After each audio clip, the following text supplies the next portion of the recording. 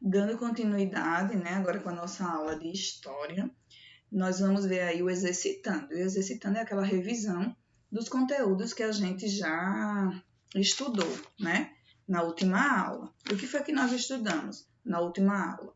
Foram os novos habitantes do Brasil, tá? Então, vamos lá. Otávio e Dulce ficaram curiosos para saber mais da vinda dos imigrantes ao Brasil para trabalhar nas lavouras de café. Então, resolveram pesquisar. Nessa pesquisa, eles encontraram o seguinte gráfico. Aí nós estamos vendo aí imigração para o Brasil. Italianos, portugueses, espanhóis, alemães, japoneses, sírios e turcos. Letra A. Dos grupos de imigrantes presentes no gráfico, quais deles vieram para o Brasil em maior quantidade no período demonstrado? B. Faça uma estimativa da quantidade total de imigrantes espanhóis, alemães, japoneses e sírios e turcos que vieram para o Brasil. Juntos, eles somam mais imigrantes do que os italianos? Questão 2. O que levou os fazendeiros a buscar a mão de obra de imigrantes europeus para trabalhar nas lavouras de café? 3. Otávio aprendeu muitas coisas sobre a imigração para o Brasil que ocorreu no século XIX. Ao chegar em casa, resolveu fazer algumas anotações para contar aos pais o que havia aprendido com o avô. Complete as frases abaixo com as palavras do quadro e ajude Otávio em suas anotações. Fazendeiros, agrícolas, colônias, abolição e viagem. A imigração e a da escravidão são dois movimentos históricos que se relacionam profundamente. Os imigrantes distribuídos em núcleo do povoamento, conhecidos como, e praticavam principalmente atividades.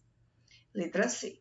Os colonos europeus sempre estavam devendo para pois, além de terem de pagar os custos pagavam por roupas, alimentação, remédios, ferramentas de trabalho e tudo mais o que necessitavam.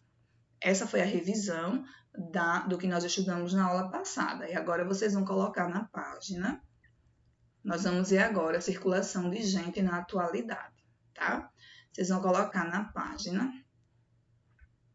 34. A circulação de gente nos séculos 19 e 20. Né? Aí vai falar sobre as pessoas que viajavam do seu lugar de origem, né? Iam para outro lugar, para poder trabalhar, para poder arrumar o seu emprego, né? Em indústrias. Então, vamos ver. A foto que a mãe de Urbano, Lúcia, segurava chamou a atenção do menino para a história de sua família. Mãe, o que fez você vir morar nesta cidade? Eu consegui emprego em uma fábrica e com isso nós tivemos a chance de nos mudar para cá. Número 1. Além da oportunidade de emprego, que outros motivos podem levar uma pessoa a se mudar de um lugar para o outro? A resposta da mãe fez Urbano querer saber mais sobre a partida de Rio Claro e a chegada da família a São Paulo. Lúcia, então, aproveitou para contar um pouco sobre a mudança deles, associando a parte da história do Brasil. A industrialização no Brasil.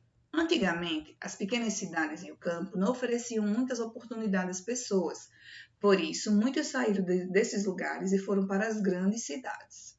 Como aconteceu com a gente, não é? Sim, mas a história das pessoas que se mudaram para as grandes cidades começou bem antes da nossa mudança, por volta do início do século XX.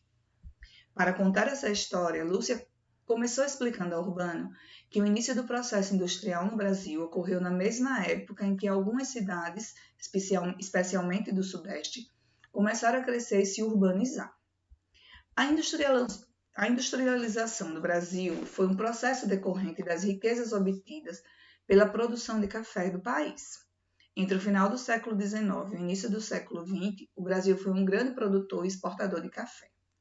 Parte dessa riqueza foi investida na construção de linhas ferroviárias que ligavam as regiões produtoras de café às áreas litorâneas, onde estavam os portos, a partir de onde esse produto era exportado. As linhas férreas concentravam-se em um primeiro momento na região dos estados de São Paulo e Rio de Janeiro. Depois, o governo decidiu expandi-las para ligar regiões distantes que necessitavam ser povoadas. Ele está mostrando aí a construção da ferrovia de São Paulo e a estação ferroviária de Cruzeiro, no estado de São Paulo. No Brasil atual, qual é o meio de transporte mais comum nas cidades? Além das estradas de ferro, o lucro com a exportação cafeeira passou a ser investido nas primeiras indústrias brasileiras. Elas surgiram no início do século XX e produziam bens de consumo não duráveis, como tecidos, sapatos, bebidas e alimentos que a população brasileira consumiria. Você saberia dizer que tipo de indústrias estão instaladas atualmente no Brasil? A criação de indústrias gerou oportunidades de trabalho para muitos imigrantes, os quais primeiramente se dirigiram para as lavouras de café e somente depois foram migrando aos poucos para as cidades em busca de melhores oportunidades. A demanda por mão de obra assalariada para o trabalho nas fábricas fez com que homens e mulheres viessem para a cidade de São Paulo e para os municípios vizinhos, onde muitas fábricas se instalaram a fim de trabalhar e viver na região. Com a explicação de seus pais, Urbano conseguiu entender a relação entre os lucros do café e a instalação das indústrias, mas ele também estava curioso para saber qual era a relação dessas mudanças com o crescimento das cidades. Estamos encerrando por aqui com a nossa aula do dia de hoje, né?